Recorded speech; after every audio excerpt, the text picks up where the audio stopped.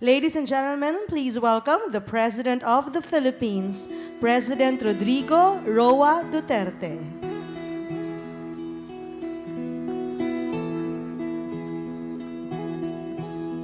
Ikaw ang pamulo para sa pagbabago. Sawa na ang bayan ko sa magnanakaw na trapo.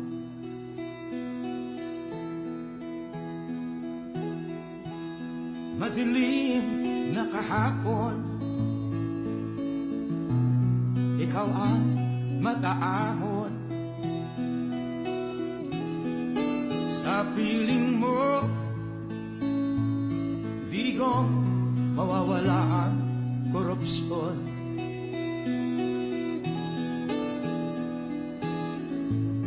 Tayo na, Pilipinas, tayo na magbago. Hawak kamay tayo para sa pag-asenso. Ikaw at ako, tayong lahat kay Rodrigo Duterte, para sa tunay na pagbabago.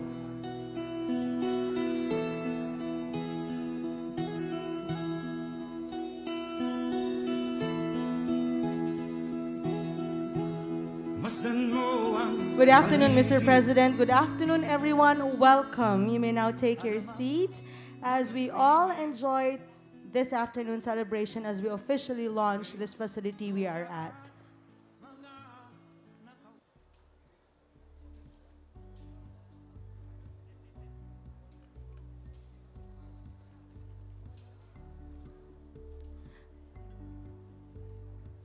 Today, we are honored to be joined by our dear President, Rodrigo Roa Duterte, and all of you, our very special guests, in this milestone that we are about to launch, the Davao International Container Terminal, which is the most modern container port terminal in Mindanao. Much is to be said about how this facility would bring so much value to the region. And to give all of us a better picture of how this project came about and its purpose, let us all watch this.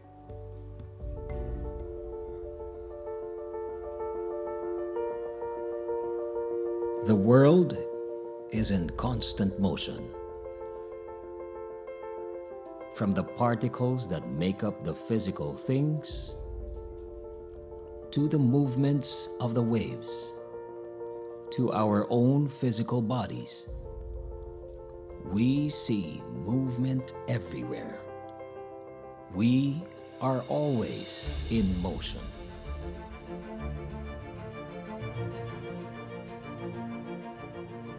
In the new world, motion is more than a natural occurrence. We see it as the physical movement of capital goods.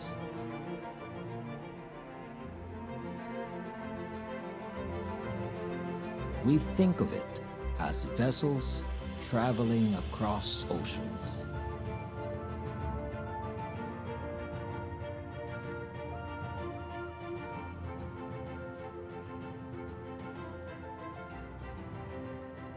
As the catalyst to global trade, that everyone and everything is connected and within reach.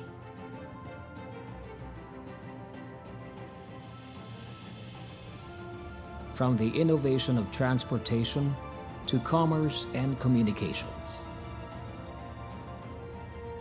we are limitless.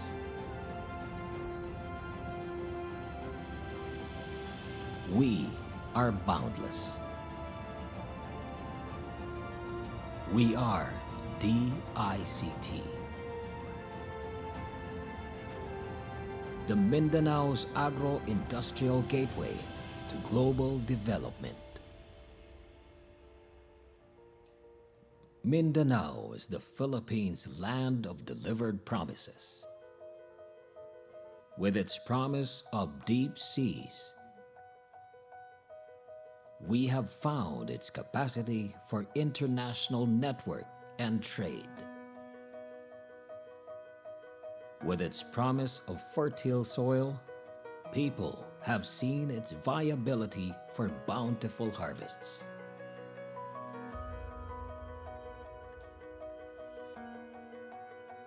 And we also have once made our promise that we shall carry Mindanao's rich culture to the rest of the world.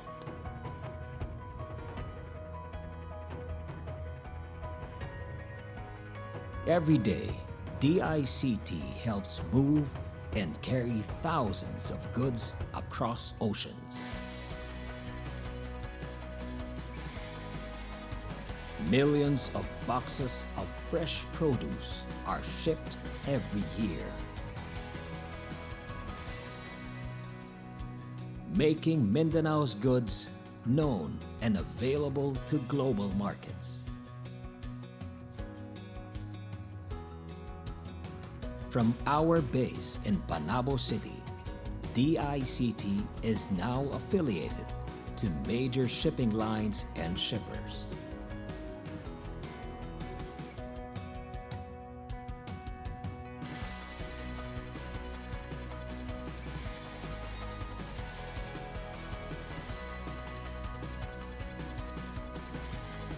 Creating our impact around the globe and making our name relevant in the global trade arena. Today, DICT is the #1 port terminal in Mindanao in terms of foreign container throughput and vessel visits. And there is no way of stopping us because we have only just begun. DICT has mastered the art of running ports complex operations, knowing that we thrive in an industry that changes every day. We always anticipate development. 'Cause in this fast-paced world, it is not size that takes an industry to the top. It is speed that takes you there.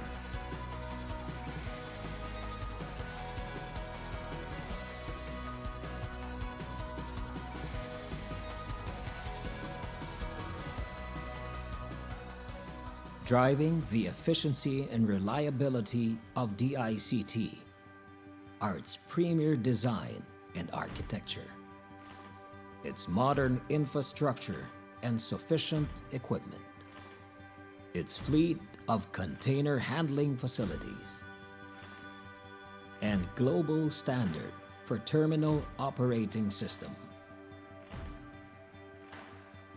Harnessing the latest technology, we facilitate faster and predictable turnaround time.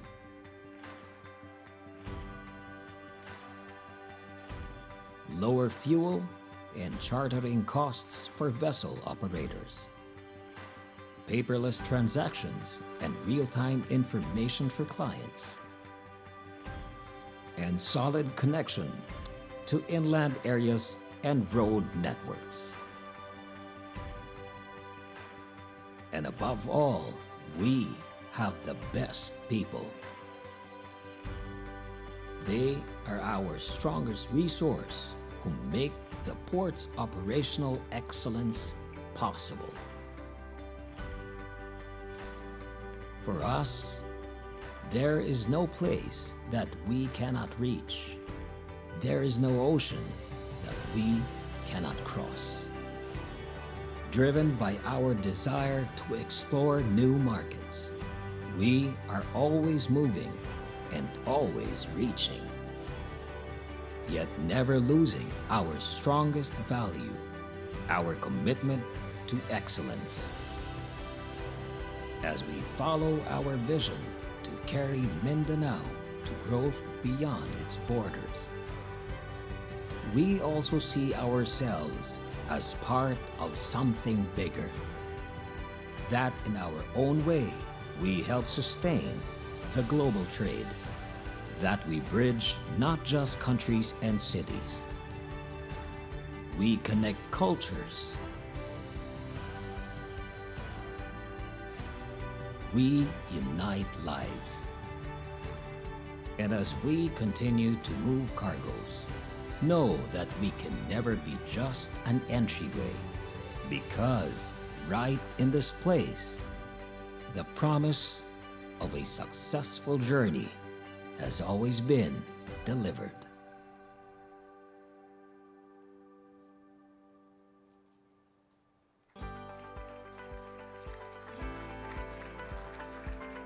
And to formally welcome us to this afternoon's event, please welcome our very own Congressman Antonio Tony Boy Florendo.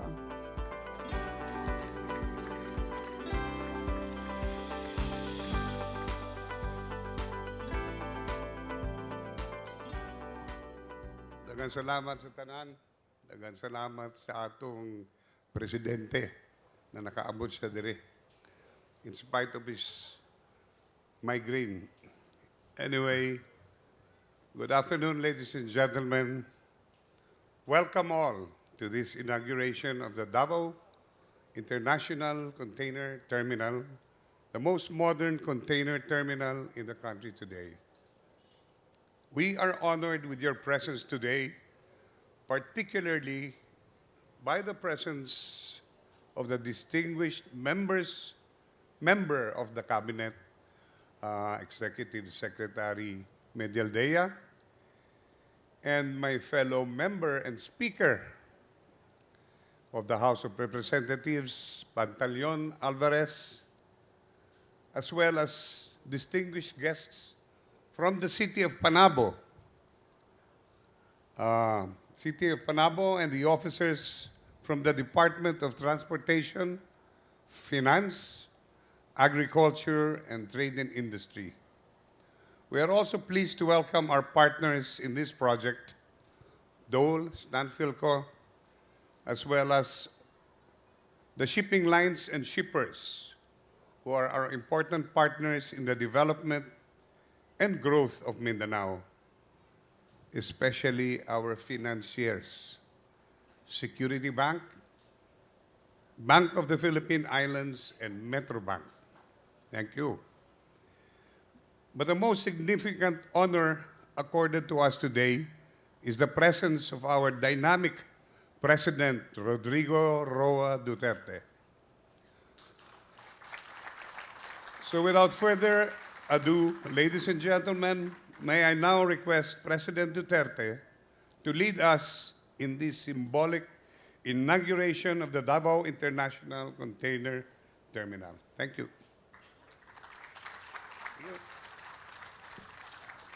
Thank you very much, Congressman Antonio Tony Boy Florendo. And as he has mentioned, now we shall formally launch and present to you the newest facility we have in Mindanao, the Davao International Container Terminal. And to help us with that, we have our dear President Rodrigo Roa Duterte, assisted by Congressman Antonio Tony Boy Florendo.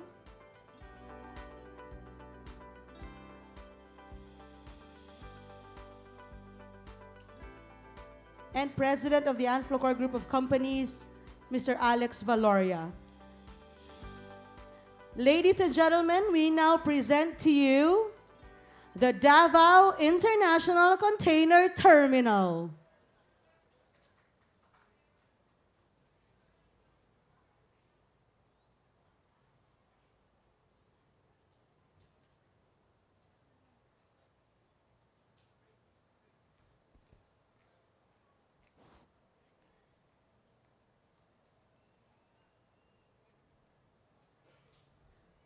Once again, we present to you the Davao International Container Terminal.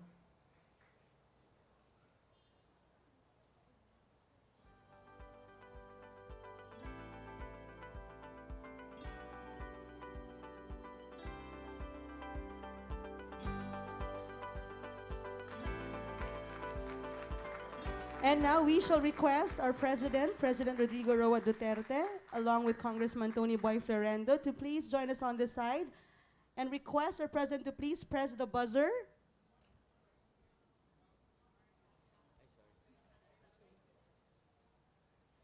Which will signal the official launch of our DICT family. And of course, we have the rest of the Florendo family with our President.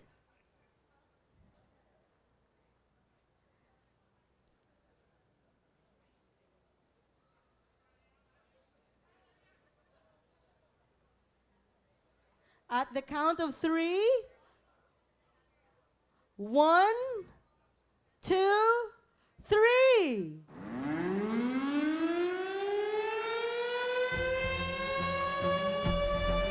Ladies and gentlemen, we now present to you the Davao International Container Terminal.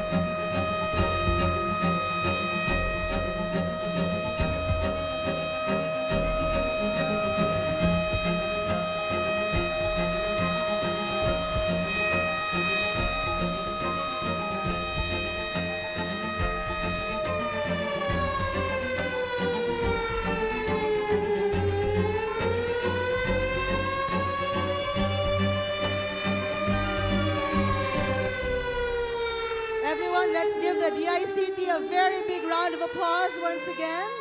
And of course, the Florendo family joining our very dear President, President Rodrigo Roa Duterte.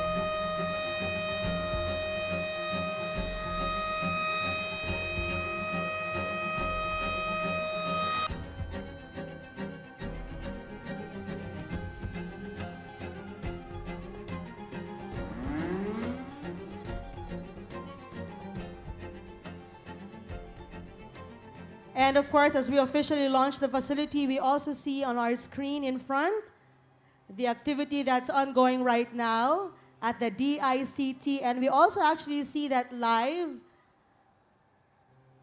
across the building. Once again, presenting to you the Davao International Container Terminal, or DICT.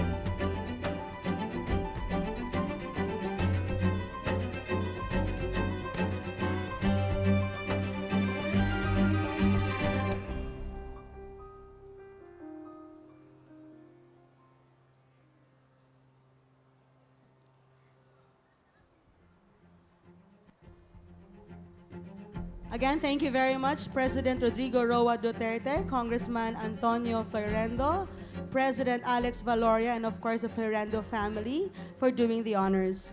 Today, as we officially launch the Davao International Container Terminal, offering world-class container terminal facilities and services, we continue to be assured of the global competitiveness of Mindanao's export-grade products. And today has become even more special with the presence of our very special guest. To introduce our guest of honor, please welcome Executive Secretary Salvador Mitaldea.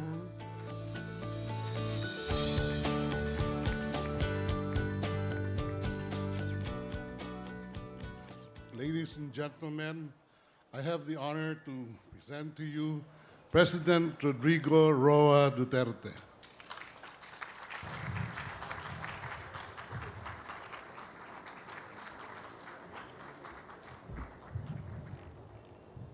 Kindly sit down. Thank you. Speaker Pantaleon Alvarez, Secretary Salvador Mitaldea, Congressman Antonio Florendo Jr., Mr. Mayor James Gamao, Mr. Alexander Valoria, the members of the Florendo family, distinguished guests, my beloved countrymen.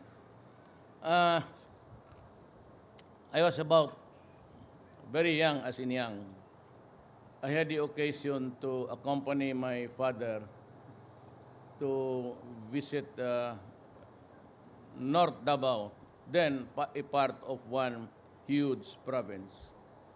And I can remember that at that time, there was a talk about Mr. Florendo who fell off his horse and that he was injured.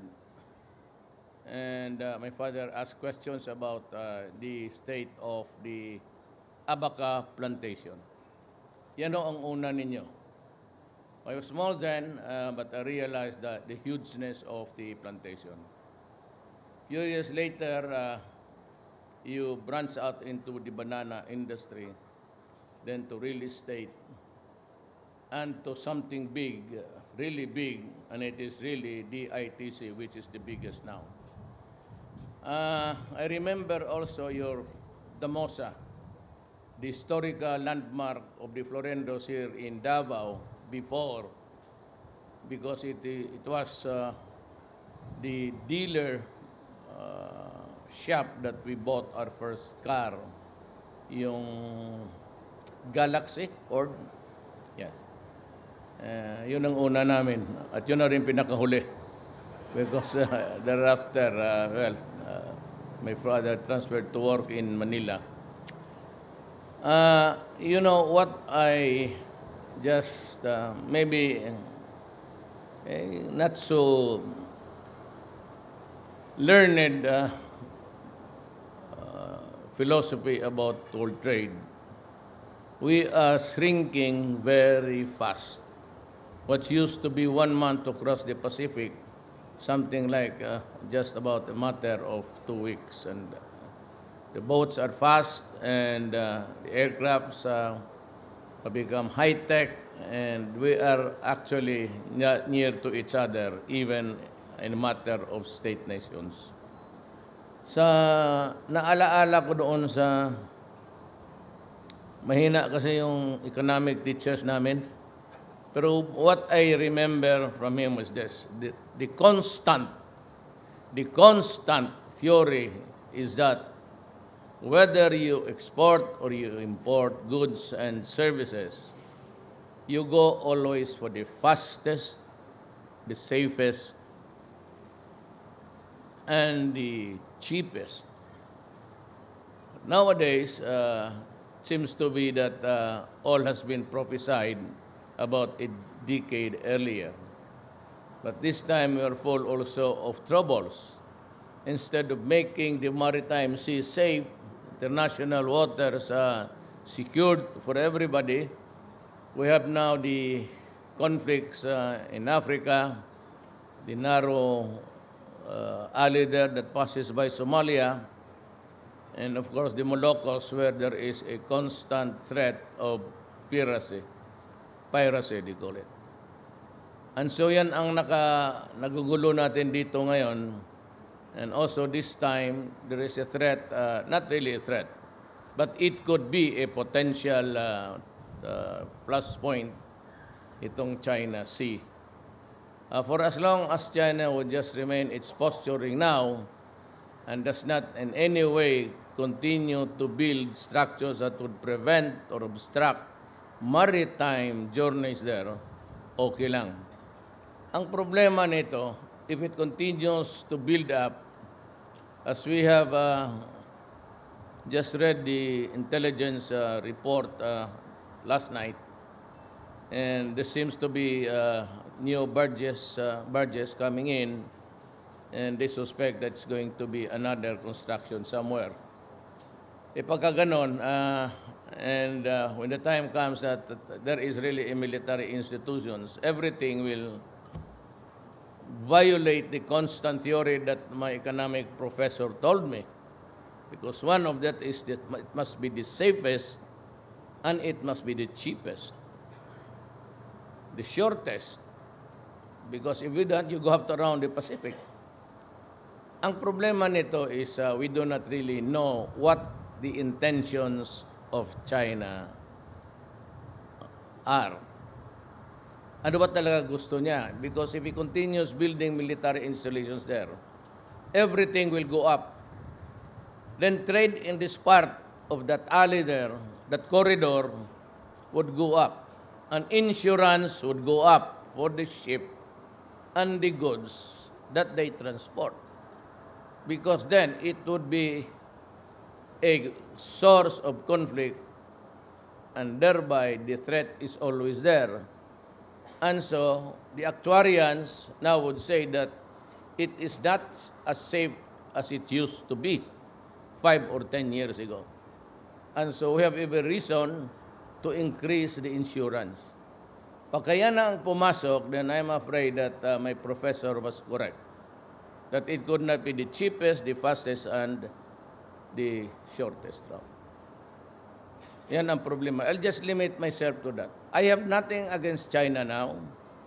I do not intend to raise the issue before the ASEAN, because if I do, there's going to be a convoluted thing there. Kanya-kanya na. When as a matter of fact, it is just an issue between the Philippines and China. I will not, because I do not want any clutters there. But for sure, and you can be very sure of this, that when we face bilateral, kung magkaharap na kami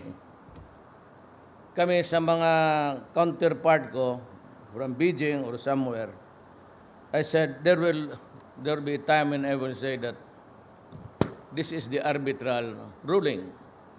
And if you want to talk to me, this will be my platform, and we do not go out of the four corners of this document.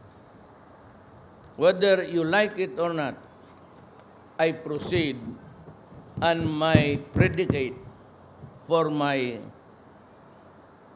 willingness to talk to you would be the arbitration judgment in our favor. It has nothing to do with being afraid. We do not have to be afraid of anybody.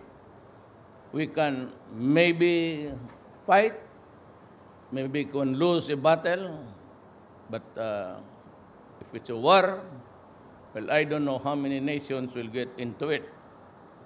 We are all for peace. I do not want to ignite anything there. I've been holding my tongue, and as my nature, probably you know by now, I'm the guy that would just blurt out anything that enters my mind. But, that is not an idiosyncrasy that would be personal to me. I carry on my shoulders the burden of this country. I am the president.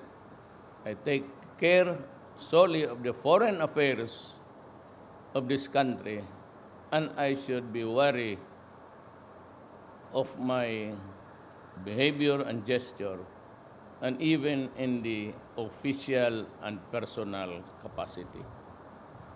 Yan lang ho ang makita ko dito, na everything is all right. You see ships beyond the boundaries of our international waters. But sometimes there are things that would just crop up. It has never been raised before as assiduous as this. But now, if you ask them, China would just say that we will not honor it. Huwag natin banggain muna. Because there are no formal talks. But you can be very sure. Pag kami na lang eyeball to eyeball, sabihin ko talaga, let us not talk of anything else. Let us talk about this arbitration. But not now. Timing lang ho yan. I was a bit, it was unsettling coming here. Sakay ako sa chopper at nabasa ko yung report that yung Coast Guard made some little trips near them, and there are a lot of barges, and a barge. What is the purpose of a barge? You put something there and bring it somewhere. Usually, I think they're starting to sa Masinloc. And this should be another Rocos there. I don't know. We have a one-on-one. Maybe I will just bring it. Pero yung eyeball to eyeball kami lang. Philippines with China. Pero kung I have to face China, Russia, and the United States, then Philippines on one side, and they can ask questions, maybe I'll just have to navigate into something like, I am not prepared to talk to the United States at this time. I am not ready to exchange barbs there with China. I don't know. I'll just proceed with the right drift that we do not want any quarrel. That we do not want any at all at this time, except that we want to trade, commerce with everybody. We have plenty to sell, plenty to ship. I hope that it would not be the time where we have to make crucial decisions in our national life. Isip ko nga na, nandito man si Ambassador Lagdameo, ano kaya sir, sa China ka lang muna? Medyo mukhang tigasin itong mga ano natin. But my thing there is I would just love a soft landing. Soft landing lang ako. But sana hindi mangyari. But ang problema nito, everybody is interested, like Vietnam, then you have Malaysia, then you have Indonesia. Ang problema nito, wala akong correct reading sa kanila. And even sa Malaysia, because they also have the same problem, which is really personified by the Philippines, kaysa tayo yung nauna, tayo yung nag-file. And I would say that it will be the credit of President Aquino. Credit is given where it is due. Ang problema, it is accompanied now by so many maraming ang naka-attach doon is something which is big. And, so they say that they would not honor it. But we cannot be, we can only take so much. We can only take so much. But you cannot be slapped every day with that kind of words. Kung sabihin mo na parang naghamon ka na, anybody told and sundry, I'm not willing to agree on anything because that is ours. Sabihin ng kabila, which is also our position. And the international court supporting us clearly in plain language, atin talaga. But since we are a small country, we cannot match the arms and armaments and the weaponry of China.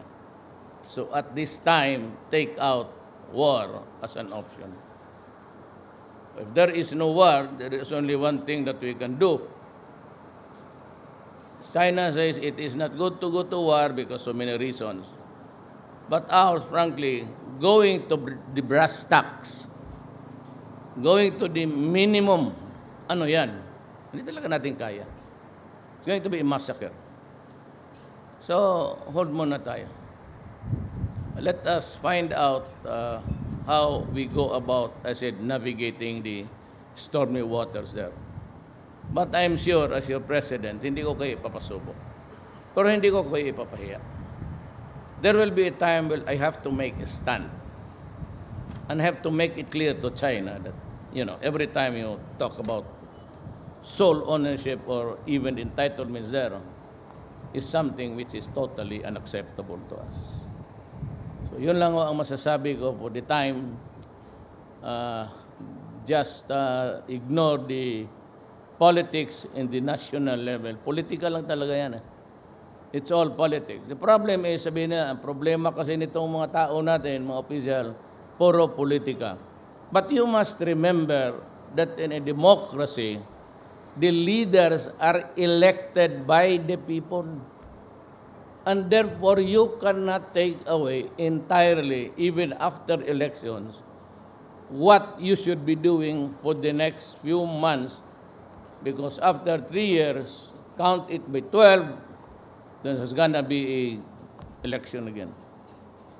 Ang mabuti na lang sa akin because I sit there for 6 years and I can plan.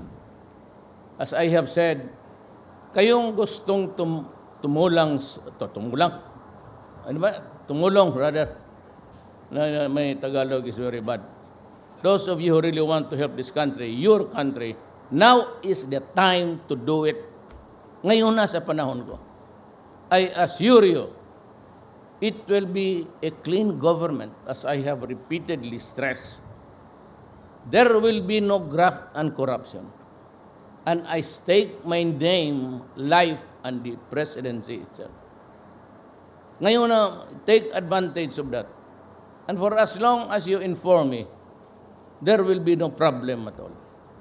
I am available to everybody, not only to the cabinet officials. You have so many friends that are connected to me. Tony Boy, si sino? Si Speaker. Puro taga Davao ang humahawak ng... Are you not surprised that lahat ng humahawak ng gobyerno ngayon taga Davao? It is really the time of the Davaoenos. You know, before they were saying that pangit kung to divide Davao. But there was already ripe talks that dapat ang Davao i-divide na to spur development. But since it was my father who was the governor of the undivided Davao, parang I sense na ayaw niya na gusto niya. Kasi when you start to divide a kingdom, it always affects the king. So nakita ko na yung wisdom ngayon. It was good that Davao was really divided, but it started to be a gerrymandering, like giving territories to your political lieutenants. But then as time passed, kanya-kanya na ang competition.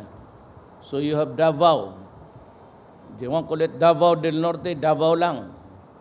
Then you have Del Sur also, little movement there.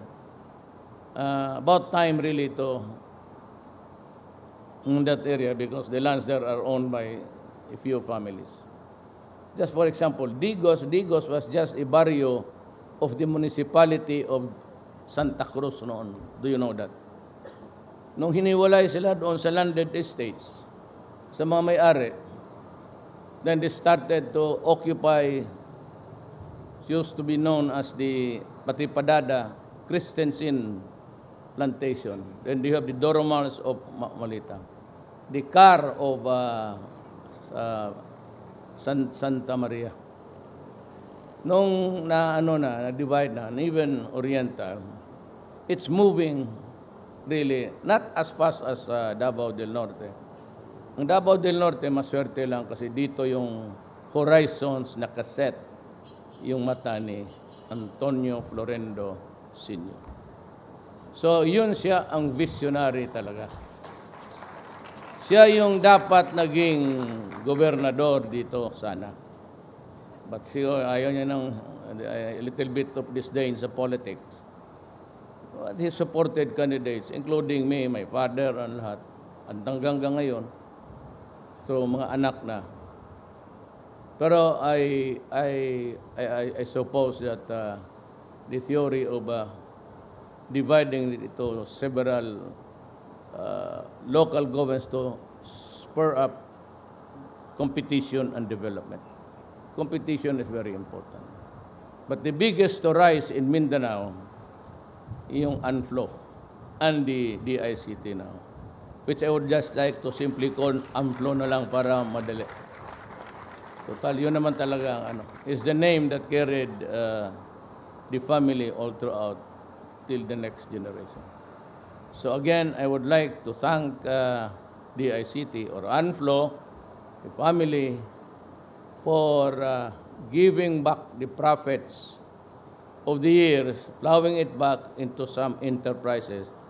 And it has now The ANFLO provided jobs, opportunities, and all. And the ancillary, pati yung mga collateral businesses allied along the way. So again, congratulations at mabuhay ang ANFLO.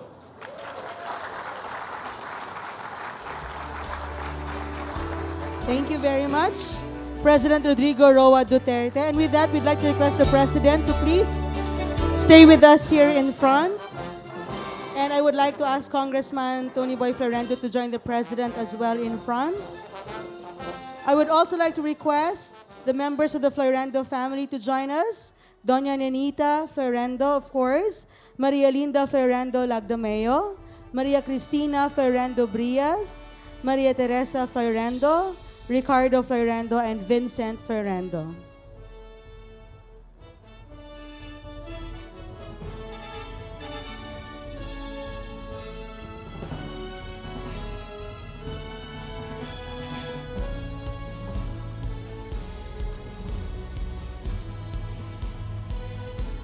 There is definitely so much reason to celebrate this milestone that we have today. And to lead us all to a grand toast, please welcome the President of the ANFLOCOR Group of Companies, Mr. Anthony Alexander Valoria.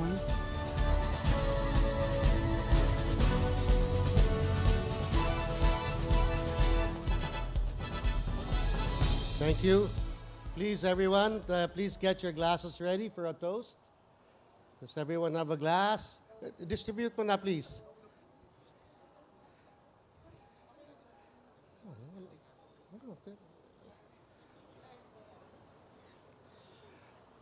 On Christmas Eve of 2014, the largest commercial vessel ever to dock in the Philippines docked here at DICT. That size of vessel is known as a Panamax-sized vessel.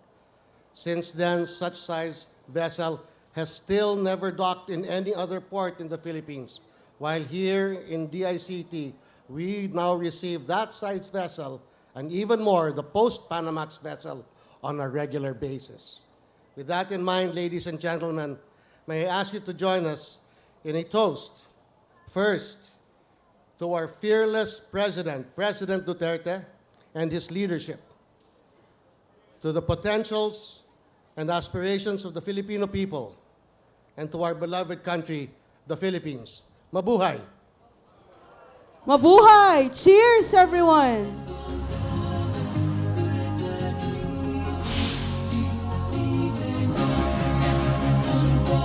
Let us all give the EICT, and the Florendo family a very big round of applause, everyone.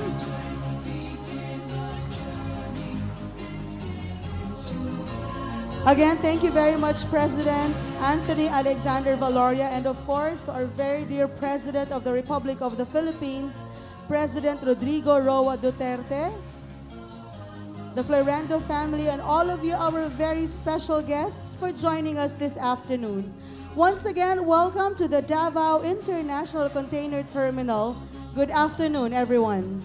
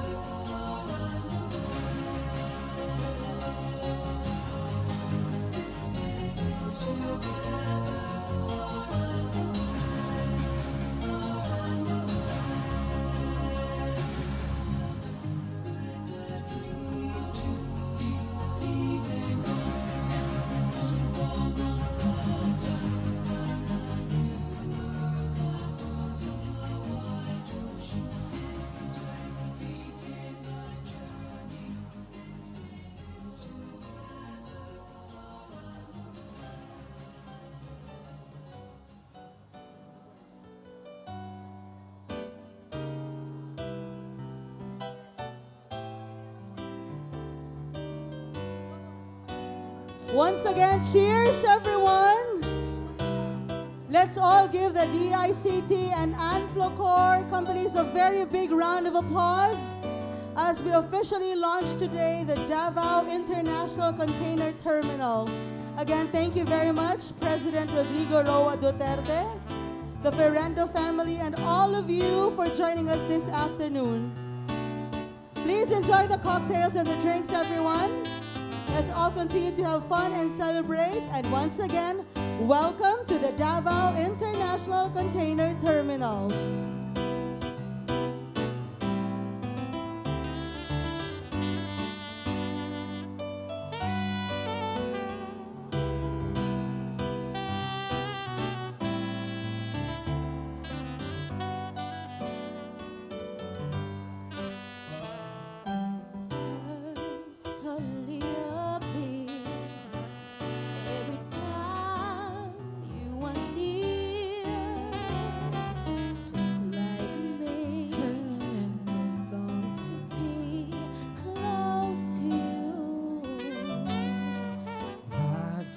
Stars fall down from the sky every time you walk by.